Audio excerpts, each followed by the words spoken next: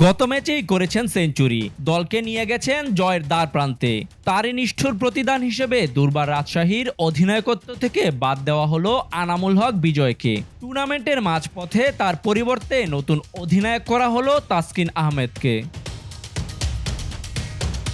এবারে বিপিএলে প্লেয়ারদের প্রাপ্য টাকা পরিশোধ না করায় বেশ সমালোচিত হয় টিম দুর্বার রাজশাহী।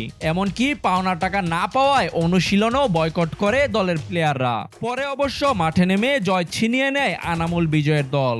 পরে ম্যাচেও 210 রানের বিশাল টার্গেট প্রায় টপকেই ফেলেছিল রাজশাহী। অধিনায়ক আনামুল বিজয় এই ম্যাচে করেন দুর্দান্ত সেঞ্চুরি। ম্যাচ শেষে বলেন, জেতাতে না পারায় আক্ষেপে পুড়ছেন তিনি। সেই সাথে দলের দুর্বলতার কথাও উল্লেখ করেন সংবাদ সম্মেলনে। সেই নির্ভেজাল বক্তব্যই হয়তো কাল হয়ে দাঁড়ালো বিজয়ের জন্য। 24 ঘন্টা না যেতেই তাকে সরিয়ে দেওয়া হলো দলের ক্যাপ্টেন্সি থেকে। যদিও ব্যাট হাতে যোগ্য নেতৃত্বই দিয়ে যাচ্ছিলেন আনামুল, তবে হঠাৎ এই পরিবর্তন আনামুলের উপর এমনকি দলের উপরও ফেলতে পারে বিরূপ প্রভাব।